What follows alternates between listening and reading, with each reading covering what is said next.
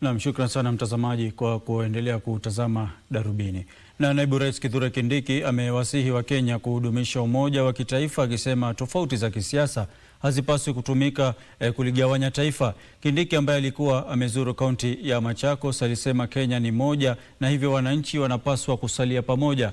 Naibu rais aliwataka viongozi kuzingatia maendeleo na utoaji wa huduma, huku akitoa hakikisho kuwa kila eneo bila kujali mifumo ya upigaji kura litashughulikiwa ipasavyo na kupata rasilimali sawa.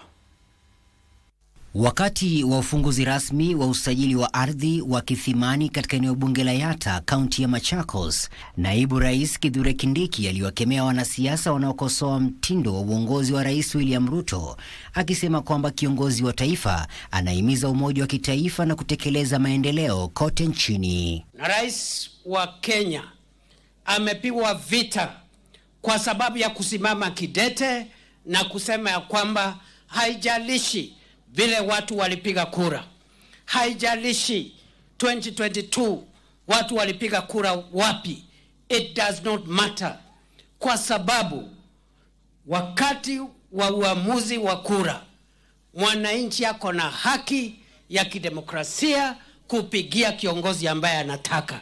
Alisema serikali haitaruhusu usalama wa taifa kutishiwa, huku akisisitiza hitaji la kukabiliana na wahuni wanaotishia amani nchini.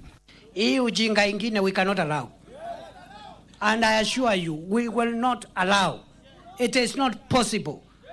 Na hiyo mambo ya kuvuruga Kenya sio mambo ya siasa, hiyo ni mambo ya ushetani. Ni kweli si kweli? Si ni ushetani? Mambo ya kuvuruga nchi na taifa na jamii, hiyo ni mambo ya kiushetani. Na rais amesema enough is.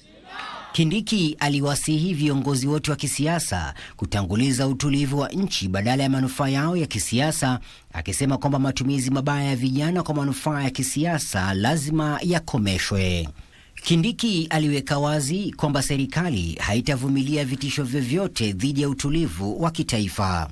Aliwasihi wa Kenya kukataa vurugu na ukabila, akisisitiza kwamba ushindani wa kisiasa unapaswa kuzingatia ajenda zinazowanufaisha vijana, wanawake na kuboresha miundo msingi ya taifa.